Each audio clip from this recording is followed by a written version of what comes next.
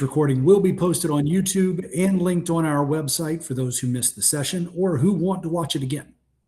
Si necesita ayuda en español, por favor envíe un correo electrónico a studentassignment@wcpss.net y alguien se comunicará con usted mañana. As a reminder, today's session was prepared by the Office of Student Assignment. This session is designed to help you learn more about the student assignment planning process and Board Policy 4150, explore current enrollment and facility trends, and share your questions and feedback to help inform the development of the next district enrollment plan. As a reminder, today's session will focus primarily on the enrollment growth and upcoming school construction projects in Eastern Wake, and our session will last for no more than an hour and a half. We will begin with a presentation and conclude by responding to questions from today's session. We recognize that now and throughout the session, you may have questions for the presenter or the planning team. To capture your questions, we will be using the Q&A feature within Google Meet. To access this feature from a computer, please click on the grid icon in the toolbar on your screen. If you're using a mobile device, select the three dots first, then select the icon with the three shapes labeled Activities. You should then see a Q&A feature identified by a question mark icon. To ensure your questions are anonymous, our host and moderators will be monitoring the Q&A for questions and capturing them throughout this evening's session. Once you see that your question has been removed from the Q&A, that means that your question has been successfully captured by our moderators and you do not need to resubmit your question. We will make every effort to respond to your questions toward the end of our session. In addition, we will use your questions to update the FAQ portion of our website. Si necesita ayuda en español, por favor envíe un correo electrónico a studentassignment@wcpss.net y alguien se comunicará con usted mañana. In addition, we are asking that you contribute to the larger community discussion related to enrollment planning via Thought Exchange. The Thought Exchange will remain open through April 30th. After it has closed, we will summarize the feedback received through the Thought Exchange and will share this summary on the assignment planning website. No one will be personally identified in the summary. You may be wondering why you were specifically invited to join us for this evening's session. There are many ways that enrollment growth, expanded capacity through school construction projects, and changes in attendance boundaries might impact families. Because of this, we invited families with current students in kindergarten through 8th grade living in the highlighted area of the map you see on the screen. Your community may be impacted in a variety of ways. Your address might be assigned to a different school, particularly when new elementary schools open in this region. Your base assigned elementary or middle might change to improve cohort continuity. Your address might not have any assignment changes, yet your student's current school might have a reduced enrollment. And this might lead to staffing changes at your current school as some teachers and staff move to a new or different school. Essentially, we want you to be aware of the planning efforts in your region so you can best prepare for any of these potential changes. We are often asked if your feedback actually impacts the planning process. The short answer is yes. Feedback from previous planning cycles has led to an expansion of the stability rules so that students are eligible to remain assigned to their current school following a reassignment. Changing the enrollment strategy for new schools so that a mixture of new developments and existing communities are assigned to new schools, which slows the rate at which new schools fill up, and other improvements to the planning process. Your input during this phase of the planning process truly informs the development of the enrollment plans. All of the information we will share during this evening's session, along with other tools and resources to help you better understand the planning process, can be found on our district website. Now, before I turn things over to our presenter, I would like to remind everyone that we will be using the Q&A feature in Google Meet to capture your questions throughout this session. To access this feature from a computer, please click on the grid in the toolbar on your screen. If you are using a mobile device, select the three dots first. Then select the icon with the three shapes. You should then see a Q&A feature identified by a question mark icon. To ensure your questions are anonymous, our host and moderators will be monitoring the Q&A for questions and capturing them throughout this evening's session. Once you see that your question has been removed from the Q&A, that means that your question has been successfully captured by our moderators and you do not need to resubmit your question. We will make every effort to respond to your questions toward the end of our session. In addition, we will use your questions to update the FAQ portion of our website. Si necesita ayuda en español, por favor envíe un correo electrónico a studentassignment@wcpss.net y alguien se comunicará con usted mañana. And now, I will turn things over to our presenter, Susan Pulliam. Eric, thank you so much for welcoming everyone and setting the stage for tonight's presentation. Participants, thank you so much for giving us a portion of your time this evening to learn more about our assignment planning process. We really do appreciate you using some of this beautiful weather time with us here today.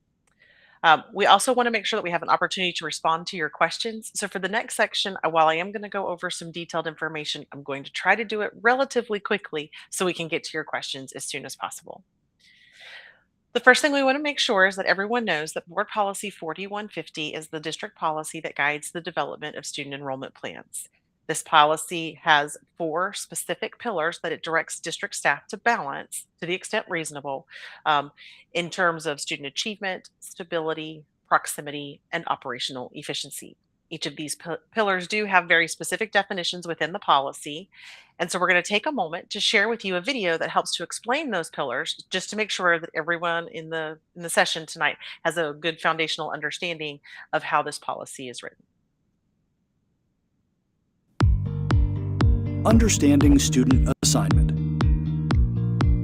It's no secret that our school district is growing, and it's growing fast. That means each year we need to address overcrowded schools and often need to open new schools to keep up with this growth. To state the obvious, we may have to reduce the enrollment at an existing school or fill new schools with students. This is done through the annual student assignment process. To best understand when and where new growth is coming in our district, we conduct an annual enrollment forecast. This forecast helps us look ahead up to 10 years and project enrollment growth throughout the district.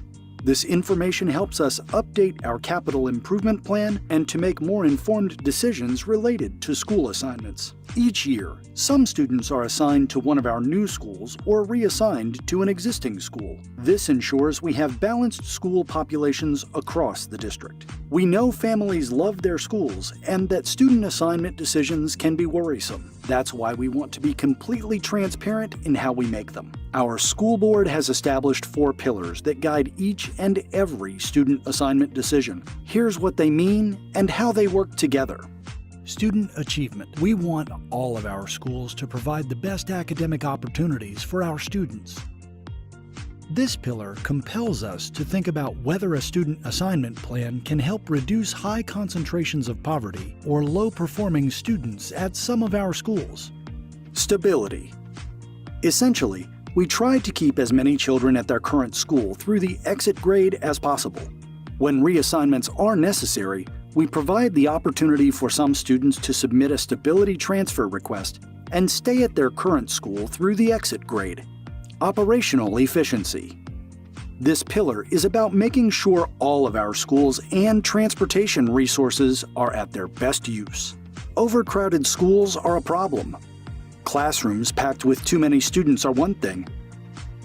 But then there are the endless carpool lines, bathroom facilities that can't comfortably accommodate everyone, and having to start lunch when most people are still working on breakfast. On the flip side, having under-enrolled schools is an inefficient use of public resources, particularly when there are crowded schools nearby. Proximity. Okay, this one can be a little tricky. In a perfect world, houses would be built in neat little rows on a predictable timeline and at a slow and steady rate. As it is, we live in an imperfect world where lots and lots of homes pop up in one area, while growth is slight or non-existent in others. For this reason, it is impossible to send every child to their most proximate school unless we want some of our schools bursting at the seams while others are half empty. That said, this pillar states that we will send students to schools within a reasonable distance. Often, the difference between the most proximate school and the next most proximate school is no more than a couple of miles. Please remember that we must consider all 4 of these pillars when making assignment decisions.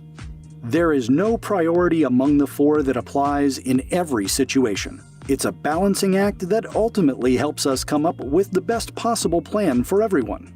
Thank you for working with us to ensure our school system continues to serve all students well.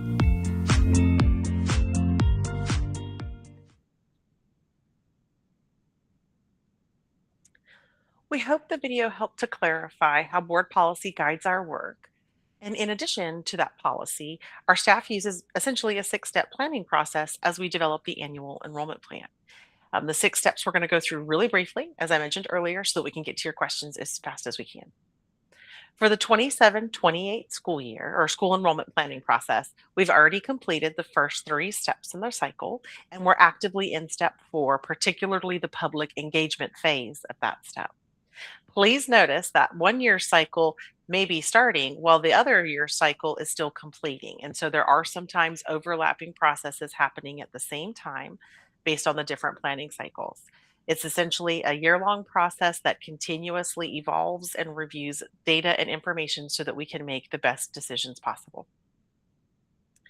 So let's take a few minutes to go through each of those steps just so that you can better understand what they are and how they get us to the point where we need to make recommendations in a particular area. The first step is the development of the annual enrollment forecast, and that forecast provides both 1 and 10-year projections for enrollment growth in the district. Even though the enrollment forecast provides a 10-year outlook, we still update it every year to account for any changes in residential development patterns, home sales, birth rates, and any of the myriad of demographic factors that impact student enrollment numbers and student enrollment projection. The forecast is developed in 3 phases. We begin by gathering data from the current school year. Then we partner with demographers to gather additional information that can help us look at the larger picture, both locally, at the state level, and even nationally. And finally, the forecast is developed taking into account all of that information that I've just shared with you. One example of the type of demographic information we look at is birth rates and how that correlates to kindergarten enrollment 5 years later. So what you see with this particular graph is that in 2021, where the arrow is pointing, that part of the yellow line represents how many students or how many children were born in local area hospitals in White County. And the blue line that's here represents 5 years later. So for the 25-26 school year, how many kindergarten enrollments did we have altogether? As you can see, there's a relative relationship between these 2 numbers. It shifted a little bit in 2020 during the COVID time period. You could see a lot of families elected to hold their students out. And you can see that the ratio between those birth rates 5 years ago turning into kindergartners this year is a little bit wider. That gap is a little bit wider than it was in previous years, but it is a predictable pattern. And so we can use that to help us as one of our pieces of information to help us predict how many kindergarten students we might have in an upcoming school year. All of the information that is taken into consideration then develops this 10-year outlook, this 1 in 10-year outlook. So what you'll see here is that this blue line towards the bottom or teal line towards the bottom represents this year's updated forecast, showing a less aggressive growth rate. Still growth. We're still a growing district, and much of it is coming to this part of the county, the eastern portion of the county. But you can see in prior years, the forecast was a little bit more aggressive based on prior trends. But some of those trends have shifted a little bit. We're seeing a little bit lower birth rates. We're seeing lower in-migration rates from foreign-born families. And so it's just starting to change how fast we think we're going to grow. We're still growing, but maybe not as fast as we originally predicted. That's why it's important that we update the forecast every year. What you see here, though, is probably more important for these types of conversations around assignment planning and school planning. While having that, 1 or 10-year outlook is helpful for budgeting purposes and just thinking, as a whole district, how many students we need to serve, knowing where those students are going to be coming is really important as we're talking about assignment planning, school enrollments, new school construction, and things of that nature. What you see here is that the larger the blue arrows are pointing in the upward direction, the more rapid the growth rate would be projected over the next 10 years. The little tiny red specks that you see are areas where we're starting to see stabilization in student enrollments, meaning that there's not a lot of growth anymore, holding steady with current enrollments. But we'll look at this and take a closer look at this later for this region. In fact, we'll do it right now. I thought this was later in the slide deck. I apologize. So what you can see is in the eastern part of the county, it's almost all big upward pointing blue arrows, which means we're projecting that upwards of 250 or more students are projected to come in kind of each of these little census block areas or these little pockets throughout the eastern Wake County. There are a couple of areas that are stabilizing. They're mostly in the isolated areas where maybe there's still homesteads or farms, but by and large, this is probably one of the most consolidated areas of projected growth in our district. So this part of the county is really looking to see some big changes over the next 10 years. We recognize that some of you are just now joining us. So before we continue on our conversation, I just want to make sure you know that we're using the Q&A feature here in the Google Meet. So you can see here on the screen how to access it if you're using a computer, if you're using a mobile device. Ultimately, what you're trying to do is get to that question mark icon, and that'll let you submit your questions. We will make sure that all of your questions are submitted anonymously. So once you see that your question has been removed, that lets you know that our moderators have successfully captured it and will address it in just a few minutes. The next step in our planning process, as I mentioned, it's a 6-step process. So step 2 is looking at the 1-year outlook. So taking that enrollment forecast and looking at the projected crowding in our schools for the coming school year. So based on the information that was just released this past March, we're looking at our elementary schools at projected crowding levels. What you'll see here is that each triangle represents a school site, and the darker the red or kind of burnt orange color that triangle is, the more crowded it's projected to be. Those that are in the darkest red are projected to be at or above 110% crowding. As we look at this region, you can see there are at least 2 schools and one kind of falling off the map over here that are projected to be in that at or above 110% range. You have several that are in the 96 to 97 range. And you have just a handful that are looking at being slightly under enrolled or have room to grow, is really a better way to say it for this region. You also see on this map 2 diamond structures, and those represent the locations of the new schools that are coming to the area. It's going to be a while before they open, but they are coming. What you should see here too is that not only do we have the crowding, but Lake Myra Elementary, some of you might be familiar with this campus, or you might even have students there. Because of the growth in this region, Lake Myra will begin operating all 4 tracks as a multi-track year-round calendar school, beginning with the 26-27 school year, to give more seats to the school so that we didn't have to have any reassignments. They can serve more students as the area that they serve continues to grow. The other thing to know for your area is that because of the crowding at Zebulon Elementary, it has been approved for a cap to take effect for the 26-27 school year. So it hasn't started yet, but it'll start for next school year. And another thing that we're doing in this region, if you haven't heard, is we're working to get some additional modular or temporary classrooms at schools like Wake Lawn and Carver to absorb the new enrollment growth as it's coming in while we wait for Marshburn Road Elementary and Little Creek Elementary to finish construction and be ready to serve students. And those are the 2 schools that we were just talking about. At the middle school level, you can see it's not quite as bad. We've done a really good job with our construction program about keeping up with the middle school growth. So we're about stabilized there where we have sufficient seats for students in most areas of the county. You can see a couple that are still projected to be pretty overcrowded. But in this region, there's still some space at Zebulon Middle. There's still a little bit of space at Wendell Middle. Neuse River has some space. Roseville has some space. So there's some space here at the middle school level. But thinking about that projected growth, we are trying to determine how long this area can support middle school students before we might need some additional seats, either new construction or modular classrooms. And at the high school level, a little bit more balanced than the previous two. You've got a little bit of crowding, a little bit of room to grow in some schools. And here, of course, the anchor school for the large portion of the Eastern Wake County is East Wake High School. And then, of course, Knightdale High School serves that sort of middle part, that Knightdale, maybe a little bit of the Roseville area. And then Roseville High School is not too far away up here on the northern edge of the map. So you have East Wake High School here in Wendell, Knightdale High School in Knightdale, and then Roseville High School in Roseville. You can see that East Wake High School is starting to fill up. It is an older design, and the board has recently approved a construction project for this campus, the long-awaited full renovation of this campus so that we can have a more modern and full-size high school on the site. It's going to be a while before the project gets started, but it has been approved. And so that project will add some capacity at East Wake High School over time. So the question becomes, as we look at the growth on that map, do we need additional high school seats beyond that to serve the population that will be coming here over the next 10 years? So the planning department is looking at that, particularly on the facilities side.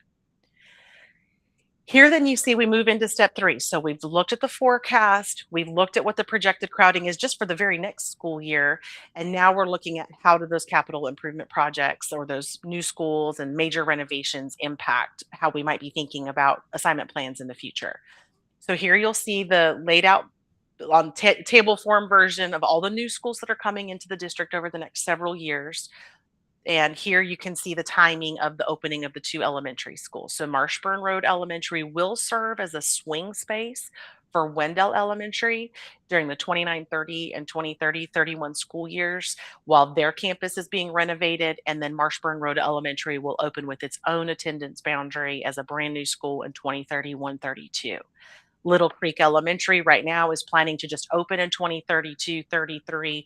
We don't want to delay the opening of that school, so we're going to try to get that one open on schedule.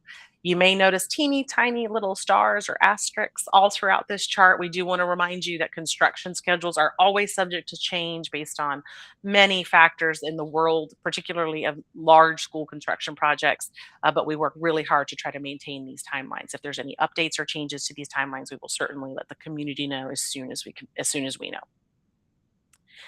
So just to give you an idea of the distribution of where all the new schools throughout the entire district are located, this one that you're seeing highlighted in green is Hilltop Needmore. That's a school that's opening in 26-27, so this very next school year, and it already has an approved assignment area. The school you see here circled in orange is Morrisville High School. It's going to open in the 27-28 school year. So the plan that we developed for the board to look at this fall will specifically include an attendance area for that school. And then here you see the location of those 4 additional schools that are coming in the out years of the 7-year capital improvement plan. Here you again specifically see the locations of the 2 for this region, Marshburn Road Elementary and Little Creek Elementary. Just for Little Creek is going to be located in Zebulon. Marshburn Road, some of you may be familiar with the smaller town of Lizard Lick. It's going to be located in that community. Here, then, we also want to talk a little bit more about some of the major renovation projects that are happening throughout the district, because some of these can add capacity to the schools, which means we may want to consider whether or not an enrollment plan should add students to these schools as they get additional capacity, or if that additional capacity is needed to serve the population that's already there or that's moving into the region.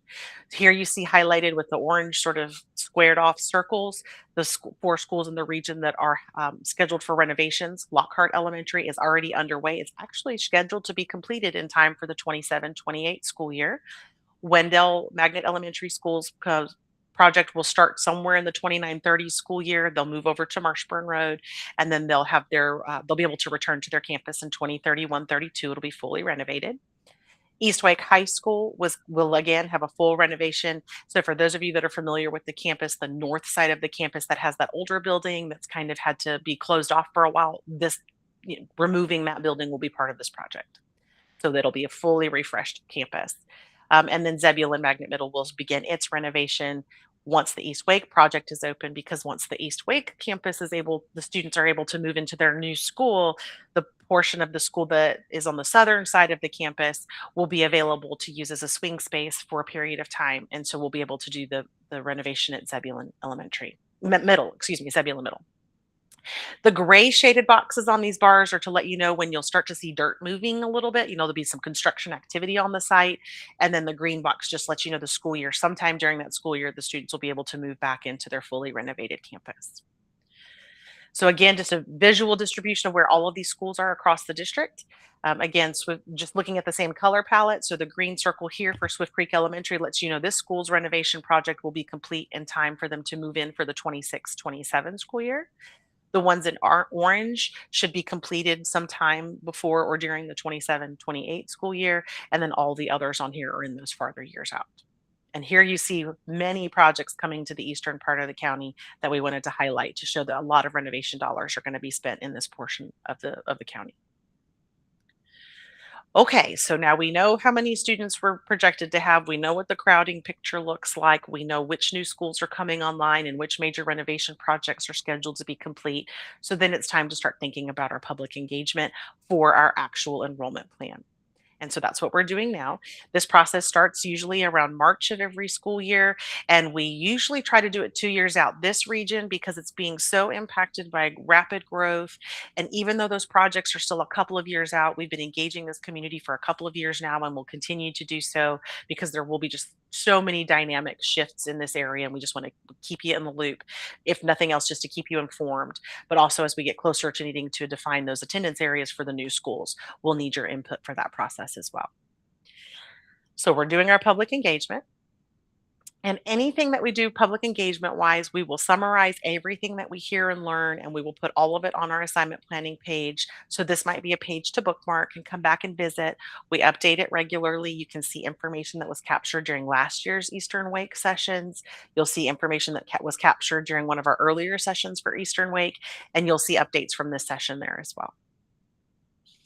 The next step in this particular process is to then review with the board what their goals are for the specific enrollment plan. So we'll be going to the board in May to talk about the 27-28 plan. And we basically do that every May. Every May we sit with the board and talk with them about what do they want included in the next year's enrollment plan. And then ultimately we develop recommendations. Once all of that is complete, there are always a handful of schools that just haven't been addressed properly. They are still crowded or over-enrolled, and they need to have some things taken care of. And so you'll see us talking about CAP schools.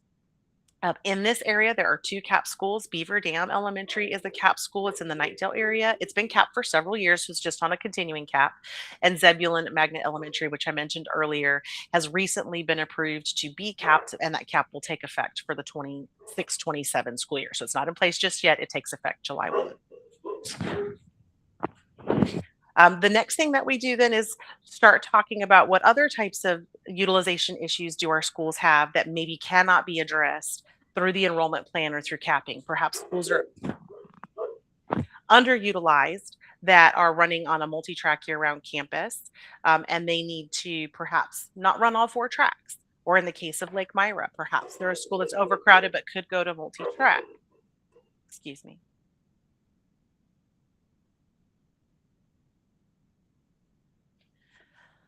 And so that process is happening now as the tail end of the 26-27 enrollment plan is being completed. And if you're interested in that information, you can also visit our website and look at step 6. And so finally, before we move on, I'm going to turn things back over to Eric and let him kind of walk us through a few next steps, take a drink of water, and then we're going to get to your questions.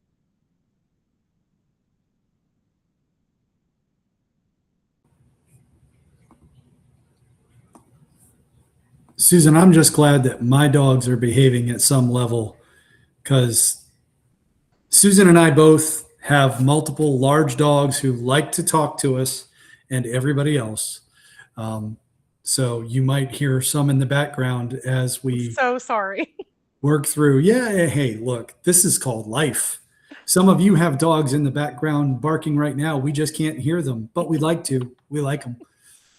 So, folks, before we begin responding to your questions, Let's review where we are in the planning process and highlight what's coming up next. First, we encourage you to contribute to the thought exchange for this topic, which will remain open through the end of April. We welcome you to bookmark our assignment planning website and visit it regularly for updated information and to find other ways that you can participate in future engagement activities. Finally, we recommend that you tune in to board work sessions over the next few months so you can hear updates on the public engagement process and to review the initial draft of the 2027-28 enrollment plan. All right. Are we ready? I've had some water. I think we are ready, and we do, in fact, have some questions. So if you haven't had a chance to post a question, this feature will be open throughout the rest of the session. Continue using it to post those questions, and we will answer them all. And let me mention, someone has simply put their name in without a question. We won't be calling on anyone. So please go ahead and put a question in the Q&A feature.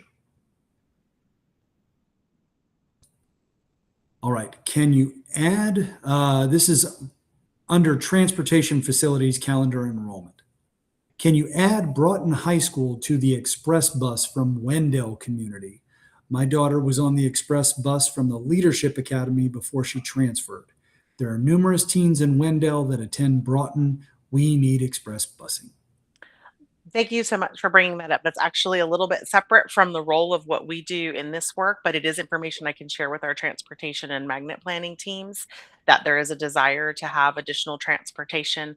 I will share, I know we are having serious transportation funding issues in terms of just having enough bus drivers to support all of the routes that are needed. So I'm cautious to say anything about being able to add routes where they don't already exist. But we can certainly carry this forward. The idea of express bus stops, perhaps there's a way to use some that already exist for other schools. I don't want to speak out of turn, but we will definitely share that feedback with our transportation and magnet partners so they can be aware of this particular request. Susan, there are lots of things happening potentially in this area. Yeah. So can you talk a little bit about, I guess, get a little more focused on how staffing is impacted when schools are opened and Sure. staff and numbers are reduced at different schools to accommodate what really should be there?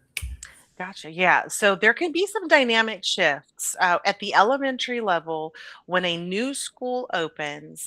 The board will, I don't want to say require, but kind of think of that, sense that the students that are rising into kindergarten, first, second, or third grade in the areas assigned to the new school will need to go to the new school. They won't have any special provisions to stay at their current school or to attend the school that maybe they were previously assigned to before the new school opened. The only exceptions to that rule are fourth and fifth graders. So fourth and fifth graders that are rising into fourth and fifth grade would have the ability to ask for a transfer to stay at their current school. And in those cases, if they have younger siblings, there's usually some flexibility to let the younger siblings also stay with them. So what that means is that shift of population of kindergarten through third graders that now start attending the new school are going to be reducing those numbers at other schools in the area that were previously, designed to support those enrollments. So that means that there'll be a need for new kindergarten, first, second, and third grade teachers at the new school. Perhaps some of the teachers from your current school might put in for a transfer to go to the school. A principal will be named for the school. They usually name the principals sometime around December so that they can start working in January to get prepared for opening their school. In those cases, the principals then can start recruiting and looking for staff. They get a couple of special little early options to kind of help pre-staff their school. So you'll see that maybe a popular principal in the area gets named to open the new school to kind of help make sure we have a veteran principal. That's always something that could happen, which would mean a new principal would be coming to one of our existing schools. What we hear a lot is from communities about this, Eric, sometimes is how am I going to find more staff when it's so hard to find staff for the schools we have? And that's very, very key for our human resources department. They really sort of pump up the system that's looking for and identifying high quality teachers, high quality administrators, clerical staff, custodial staff, all of that. They start looking for those types of people really early on and putting a lot of additional efforts to getting them into the region where new schools are coming. So there'll be more staff, some staff that'll get redistributed, which oftentimes means that at your current school, class sizes might start to get a little lower, which might give you some breathing room. They might start to feel a little bit more normal. Carpool lines will get shorter, right? Might not have to have so many different lunch periods to get all of the students through the lunch process. So that means that so staffing wise, it means that you'll have some reductions in staff, particularly in those lower grades early on, and then eventually in the fourth and fifth grades. At the high school level, which we don't have any high schools opening in this area, so we don't have to worry about that just yet. But that's usually what you're going to see is that staff will start shifting and moving, and then there'll also be new staff coming in both the existing schools and the new schools. So yes, we will be having to sort of surge that staffing need to support all of the seats that are coming to the region. Does that answer the question, or was there a little bit more to it?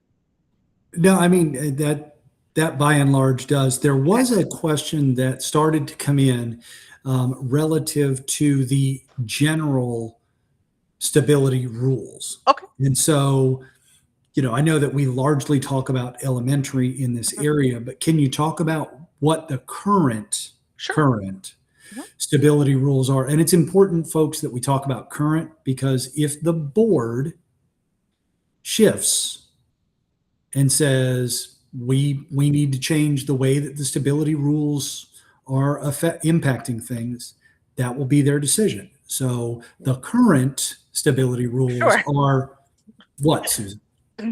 So we'll backtrack to the board part, right? The board policy says at a minimum, if students are reassigned and they're rising into fifth, eighth, or 12th grade, policy says the board doesn't even have to have a conversation about it. Policy says that we can approve those transfers for those students.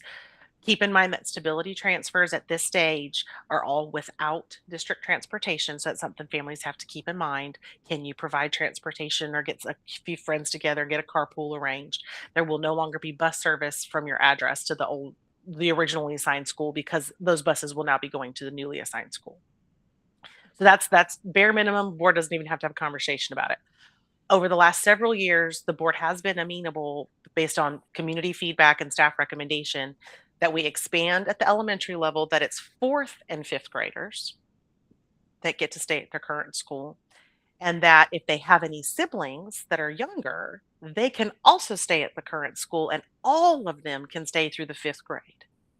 That is a very generous provision that the board has been approving for the last couple of cycles. But to Eric's point, we can't promise it'll be in every cycle, but that is something that has been really well supported by the community, and the board has been okay with doing that. At the middle school level, we haven't opened a new middle school in a long, long time. But when we do open new middle schools, it's always those eighth graders and the siblings. So we would expect that the eighth graders and the siblings would be able to have those stability transfers. I don't think we can go down to seventh grade with a new middle school, just because you need a full complement of sixth and seventh grade students to get things going, to get your sports team started, to get your extracurricular activities going, and to make sure you have enough teachers for your advanced students to have those advanced courses. At the high school level, when we open high schools, we only open them with ninth and 10th grade when they're brand new. So the renovation project we're talking about at East Wake is different. That would just be we're getting a new campus and everyone just gets to take advantage of the new campus. But if it's a brand new high school like the one opening up in Morrisville, there isn't even an 11th or 12th grade set of teachers, classes, anything. It's just ninth and 10th grade. So all of the rising ninth and 10th graders in the community would need to go to the new school unless, and again, this is the current rules. The current rules say that if they have an older sibling who'll be an 11th or 12th grader and they want to, they could ask to stay with their older sibling at their current school. And that would again be through the 12th grade. So the board's been pretty generous over the last couple of years. And this, I will say, is new. They used to only allow the younger siblings to stay for the 1 or 2 years that the older student was at the school. And then once that older student moved on, they'd have to then switch to the new school. So this ability to stay through fifth or stay through eighth or stay through 12th has been a really generous provision that the board has been providing over the last couple of cycles.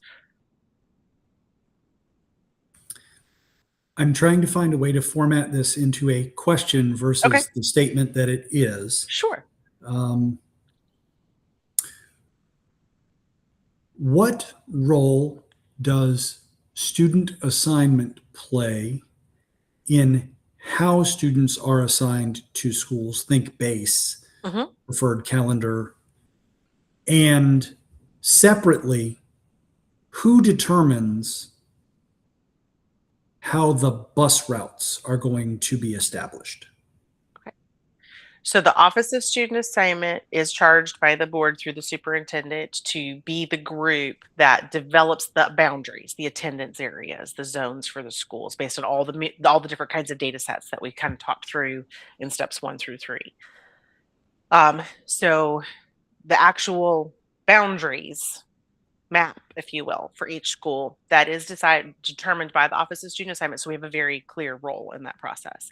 We look at capacity, we look at proximity, we look at the stability piece that we were just talking about. We look at the pillar that talks about student achievement, trying to avoid concentrations of low performing students or low socioeconomic students in one school, trying to have that healthy, rich balance across all of our schools as best we can. And we do partner with the Department of Transportation when we're developing those to make sure that as best as possible, it's sort of got logical ways to get students from those assignment areas to the school if they need bus service. For the calendar application pieces, those are kind of they started several years ago when the district was trying to provide either traditional or multi-track for everybody, and that we had to back away from. It's just something we can't continue to sustain. So those sometimes were developed by cohort. So if you were at Wendell Elementary and you wanted something that felt a little bit more like year round, then we paired all of Wendell up with Carver because Carver had that modified year round calendar. If you were at Carver, maybe we paired you up with Wendell as well, or perhaps we might have partnered you up with a traditional at Nightdale or something, right? So it was trying to come up with something that felt logical so that as a community you could feel like, well, we're going to one of these two schools. It wasn't perfect in other parts of the county. It's not nearly as clean. It could be that your neighborhood is going to 2 or 3 different schools just on this calendar piece. But we've been trying to work to clean that up a little bit. As far as the transportation routes, those are solely the Department of Transportation. It's their responsibility to do that. They use all the intelligence and the data that they have about through GIS and mapping and roadway networks and what's passable by a bus, what a bus is allowed to drive on, what can safely be managed for getting students on and off the bus. So they make all of those determinations. They have several policies that help them to do that, as well as tools and technology to do that. But that would be the Department of Transportation that sets up the routes. I do believe I've heard them say, and Eric, correct me if I'm wrong, that sometimes it's also based on ridership. So if I've got an area where not a whole lot of students are riding the bus, maybe I shift to where all the students are riding. I try to make it maximize so that students can have the shortest bus route possible while getting as many students on the bus and filling it up as it's coming into the school. So it's, to quote a good friend of mine, it is not uncomplicated to develop transportation routes. It is a very challenging task, but a lot of thought and effort goes into it. And, you and I were looking at a map the other day where there were very natural transportation access points. And then for 5 or 6 houses that were less than a quarter of a mile away, it would have caused another 30 minutes to go back out, come all the way back around to pick up those students. And so it made more sense for them to be assigned to a different school, even though they were so close to each other. Mhm. Yes, because I will say that as the crow flies is really not how we try to think about our assignments. It's really about those transportation networks. Because if you're here and the school's here, but there's no way to get there without going, 20 miles, then it might make sense for you to go to a school that might be a little bit further away, from a map perspective, but it's so much easier to get to driving. Absolutely. For those that are based in the Wendell Falls neighborhood, We seemingly have no magnet priority based on school and socioeconomic status. This seems like it's only going to add further to the overcrowding at East Wake in a few years. Will more magnet flexibility be a possibility? That's a wonderful suggestion and question, and we will take that back to our magnet team, because it is a magnet school, like, right? We've got this conflict here. We have East Wake and Wendell and Zebulon that have all of the wonderful magnet programs that have been added over the last couple of years, and they've done a great job of attracting families. But there are families that are interested in attending other magnet schools, and even though they are somewhat further away and going toward the city center. So yes, we will definitely take that back to the magnet team and see if there are going to be any different thoughts about how priorities are established moving forward. That's a great question to bring forward. Thank you. And I will say, separate to that, like, take that and put that off to the side, because the question also talked about socioeconomic status and priority. One thing to keep in mind is that the socioeconomic status is based on a lot of census tract information. If you want to find it, it's on the magnet page. There's a link that explains how it's all calculated and identified. It's a rolling 5-year average. So as communities like the communities in Eastern Wake start to change and shift and grow and evolve, those socioeconomic priorities are going to also shift and change and evolve.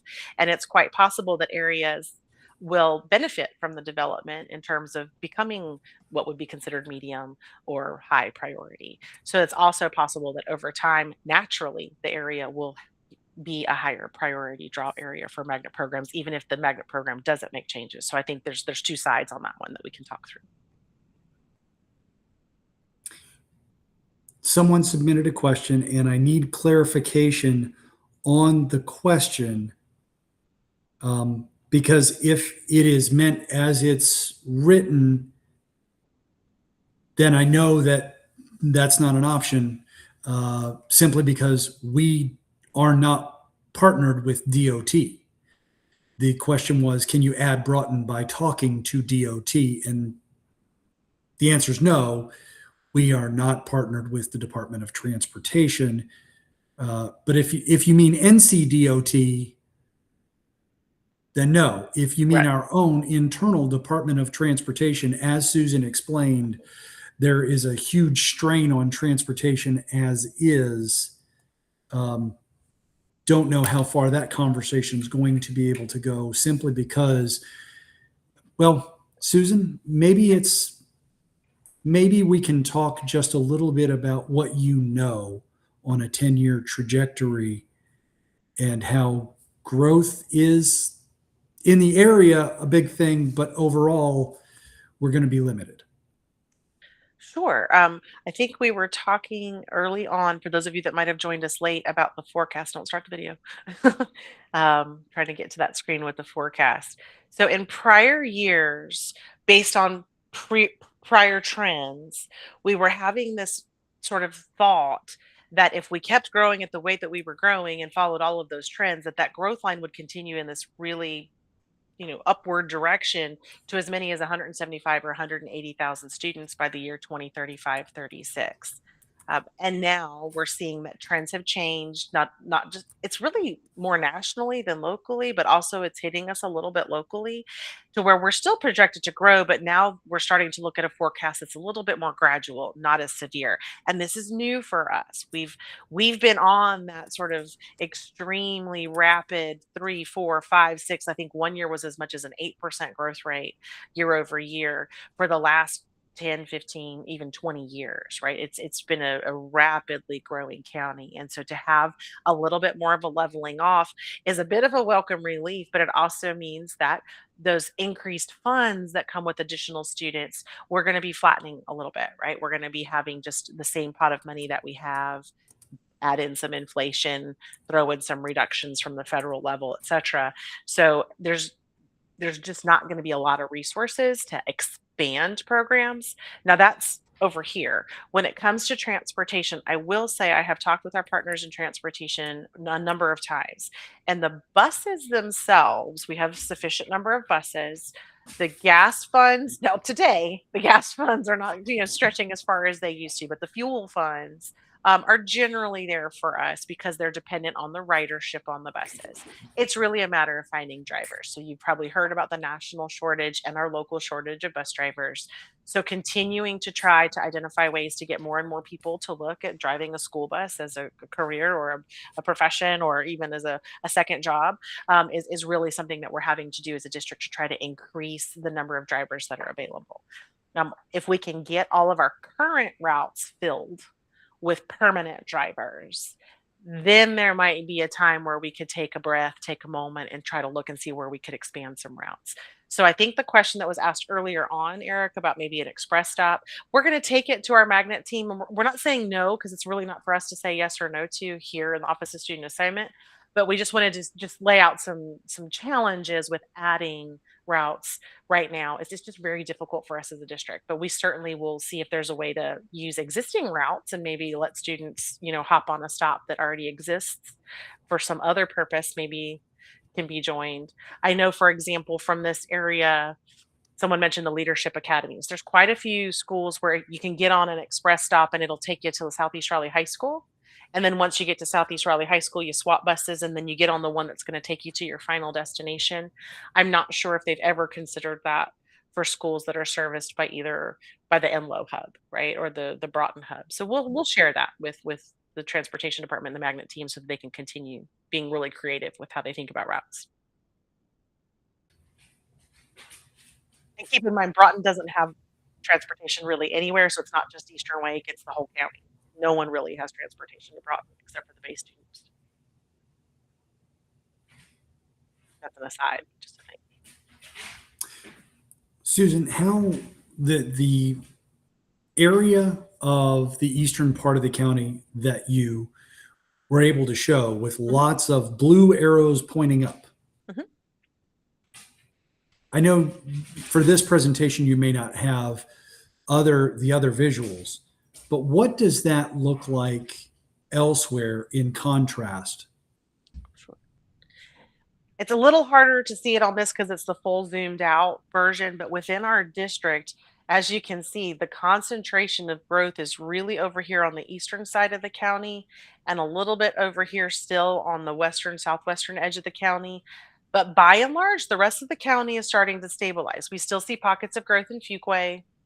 We're starting to see some more pockets of growth in the sort of Garner, Raleigh, Knightdale corridor. But really, following 87 and following 540, you can start to see those sort of organic patterns. As 540 has continued to build out, that's created access to some of those areas that are just outside of the Beltline and making it a little bit easier to commute.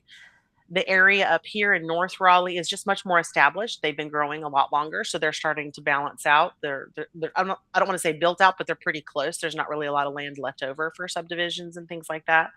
For those of you that may not be familiar, this is sort of the area where Umstead Park and the airport are, so that's why you won't see any growth there. Can't happen. And then for us in the Eastern County here, where we're talking today, this area is those of you who are familiar with that space between Zebulon and Roseville, it's just not really buildable for large construction projects like a school because of the topography and limited access to things like sewer and so forth. So you probably aren't going to see rapid growth in that space, even if some land starts turning over, because it really relies on septic. And I promise we do not want to run a school on septic. That is just not a good idea. So you're going to see that growth continuing sort of on that path that takes you between Zebulon towards Wake Forest and Roseville, and of course that path that takes you out of Raleigh towards Zebulon. And so that's where we're seeing most of the developments coming within the district, again with some highlights over here. So this is the area where the growth is coming. It's really starting to shift now that some of those other areas that were experiencing rapid growth for decades are starting to be built out and slow down.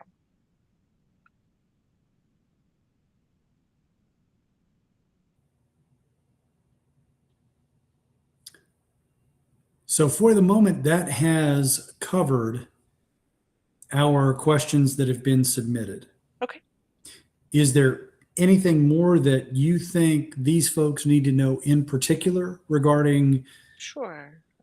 I would say this area is a little bit different. We're trying a very different strategy with this community. As I've said, the schools in this region aren't going to open for another several years, but we really wanted to start having conversations with the community as early as possible because of how rapidly things are going to be changing in the community. Your elementary schools are going to start getting full. Your PTAs are going to be looking at serving a lot of students on field days. There's going to be a lot of excitement as this growth comes, but there'll be some growing pains. So we are looking, I think I mentioned earlier on that because of I'm going to see if I can get to this one, because of the crowding that we're seeing here between the Wakelon and Zebulon campuses, Wakelon has a little bit more land available. So we're going to bring in some modular or temporary classrooms to that site to sort of relieve both schools to handle that growth in the region while we're waiting for this site to come online. In addition, Wendell Elementary can't grow, right? It's landlocked. We really can't add any more students to it. So we need to wait for that renovation project. So Carver is the nearest school that has some land available where we could establish, again, some additional temporary or modular classrooms. It's not our favorite approach, but it's rapid and it doesn't involve changing the calendars of these schools, which we thought was important in this community. Tried to somehow make Wendell Elementary multi-track or Carver multi-track didn't seem to be the right fit just yet. So we're going with trying to expand the capacity. So the growth is going to be happening. If you kind of looked at that arrow map there, they're here and here and here, right? So it's and kind of coming up this pathway a little bit here. So they're going to hit these elementary schools the hardest. So we're trying to get ahead of that growth by bringing in some modular units to prepare to support those students. And then once those new schools come online, we'll come back very specifically to have conversations about what the boundaries for those schools should look like.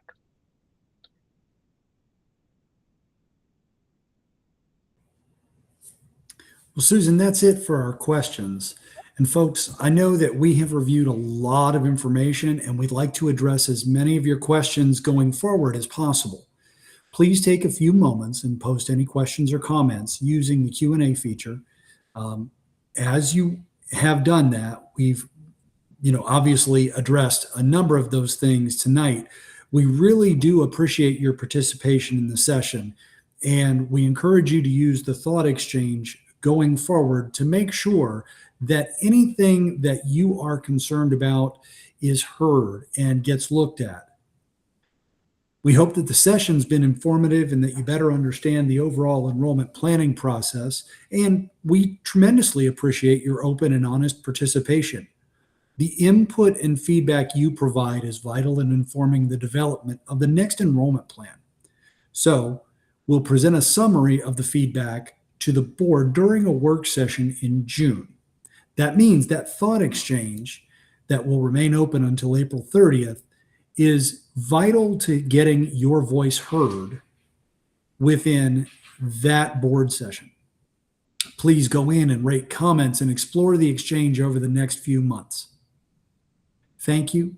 We hope you enjoy the remainder of your evening.